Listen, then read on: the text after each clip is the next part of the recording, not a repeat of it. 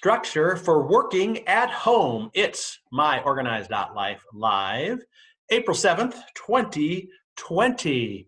Still in virtual reality. Yes, right? we are. I would hit you, or push you or whatever, but I can't do it. Kind of reminds you of like the Brady Bunch, except there's only two. Yeah, when you do one of those Zoom meetings, and you have like six people on, then you kind of feel like you go, "Hi, Bobby." So you should pump in the Brady Bunch theme song. That'd be kind of fun. That would be fun, yeah, wouldn't it? Okay, well, hey, welcome to my. We should have that at our next group meeting. That playing in the background. Oh, that would be a good idea. Yeah, I'll get on that. Okay, well, in the meantime, welcome to myOrganized.life live. I'm John Hunt, and I'm Leanne Thompson. And this is the show where we're bringing you organizing tips, advice, and very remote. When I say remote, we're wherever we're at, and we're going to do that until someone tells us differently. But today we have a preview of tomorrow's podcast. So what are all the podcasts talking about these days? Well, in the last couple of weeks, when all this started to happen, we hopped on with a few of our professional organizer friends, and we're talking about different aspects of working at home office. How do you do it? Now, the irony is a lot of them already have been doing this. So for them, it's old hat, but they have great tips for that. And tomorrow's podcast is no different. In fact, we're talking with Louise Kurzika about first time working at home, because a lot of people, have never really worked at home other than maybe a sick day or two. But yeah, it's going to be kind of interesting. So let's tee this up right now. This podcast, by the way, will be available tomorrow on Wednesday over at sme.com/podcast and on iTunes and, wherever you get your podcasts at. But we'll give you a little preview right now. And while some people have commuted on a snowstorm day, here and there, or once in a while, they had a day at home because they were sick, but they still kind of worked, but they didn't want to expose their coworkers to flu a few years ago. So what we want to look at is what will make you stay productive? What things can you do that will support you so that when it goes day after day after day after day, because we don't know how long we might be telecommuting, where we might all be working from home, and we still want to get things done. So I think the place to start with that is to look at the structure. You need to have structure. Every day, if you've gone into an office, there's already kind of a laid out structure there. And I'm not so much talking about time management of your day, so to speak, what you do from this time to that time. But the idea that when you're at home, there are a lot of distractions. There might be kids at home with you. There might be a spouse at home also with you during this particular circumstance.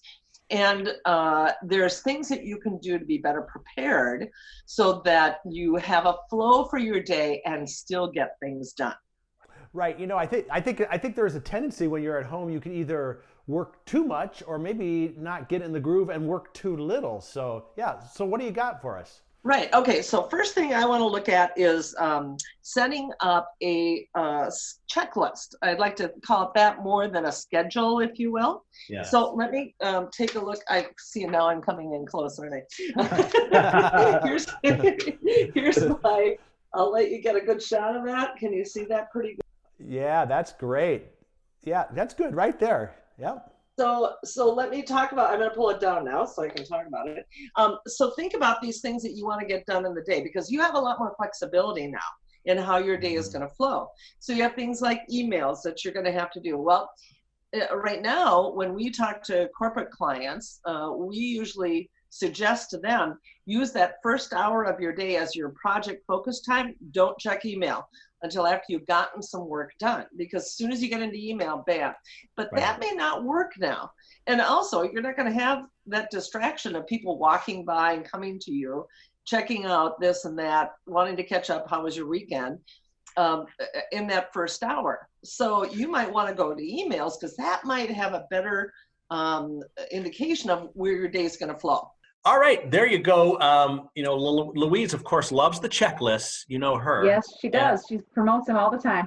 Yep. And we love the, we love the idea of setting up a structure for your day. It's good to have structure, right? Right. Yep.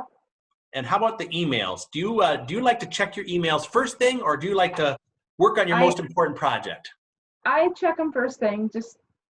That's just a habit I've been in, and I am still doing that when I'm at home. So nothing much has changed for me, like moving from the office to home. Yeah. I think that the idea of checking emails when you're at home might be a good idea, because you don't know, if your crazy boss overnight was having insomnia and was trying to, give you a bunch of stuff to do.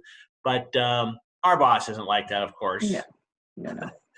All right. Well, I think, folks, what you can do is come back tomorrow. It'll be 2 p.m. Central, 3 Eastern, noon Pacific. We'll release that podcast with Louise Kurzika talking about first time working at home.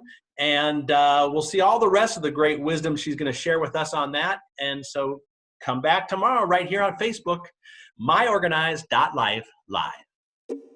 The Organized Home Office from myOrganized.life. When you work from home, your workspace doesn't have to be bland and boring. Brighten up your home office with organizing solutions from myOrganized.life. It's just for you. myOrganized.life. myOrganized.life.